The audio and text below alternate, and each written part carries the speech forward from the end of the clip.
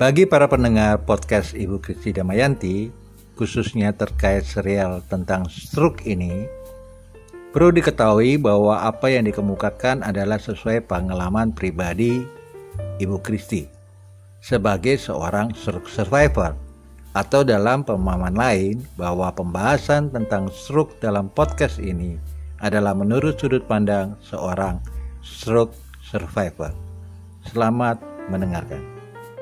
Sering pusing dan sakit kepala merupakan salah satu gejala awal stroke. Banyak yang sama sekali tidak mengetahui bahwa mereka terserang stroke. Umumnya, penderita stroke memiliki keluhan tentang syaraf terganggu seperti sakit kepala, pusing, kesemutan, nyeri, kejang, atau kram sampai pingsan. Untuk pusing-pusing dan sakit kepala, sekarang jangan pernah disepelekan. Karena ternyata pusing dan sakit kepala itu merupakan salah satu gejala awal stroke. Begitu juga dengan kesemutan, apalagi kesemutan yang terus-menerus. Jika sering mengalami hal seperti itu, sebaiknya bisa dibawa ke rumah sakit untuk mengukur tekanan darahnya.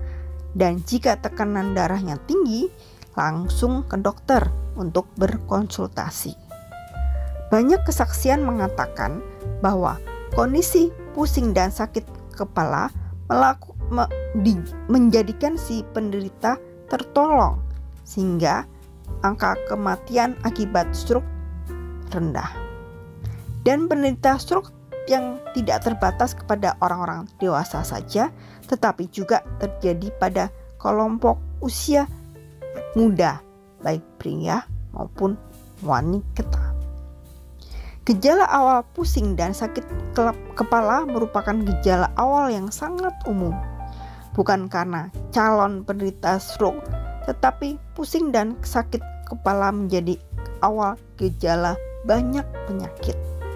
Tetapi bila pusing dan sakit kepala disikapi dengan cuek dan masa bodoh seperti aku dulu, akan berakibat fatal.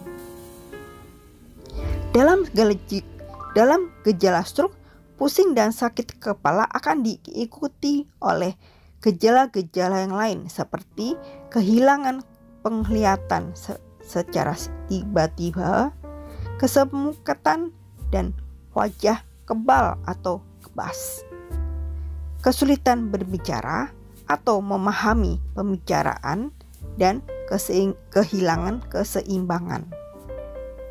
Seperti yang aku tulis tentang stroke adalah sebuah penyakit pembuluh darah otak yang ditandai dengan tersumbatnya pembuluh darah atau pecahnya pembuluh darah otak kita, sehingga mengakibatkan kematian jaringan otak. Beberapa kasus depresi dapat mengurangi motivasi dan memperburuk si penderita.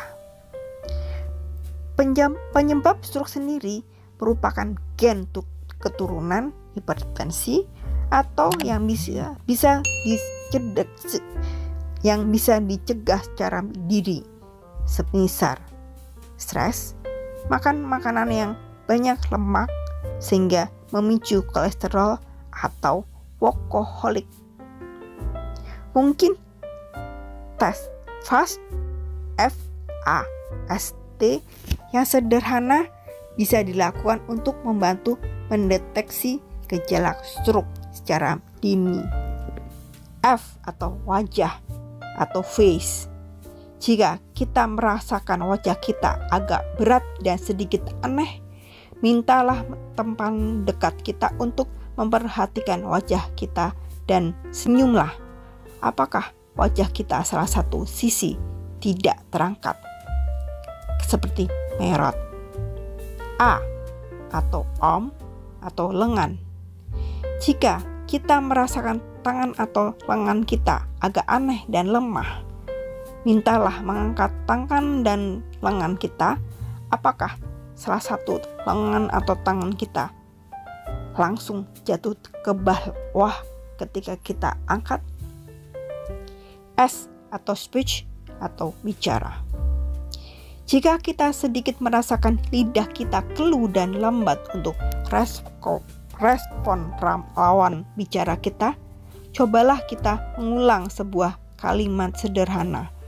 Apakah suara kita terdengar aneh atau cadel?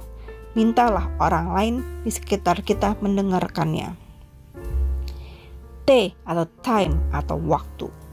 Jika kita merasakan respon kita terhadap mengikuti perintah di atas sangat lamban, segeralah ke dokter atau rumah sakit. Jangan tunda lagi bantuan medis agar harus bisa mengambil tindakan. Stroke tidak bisa dilawan, tetapi stroke bisa dicegah.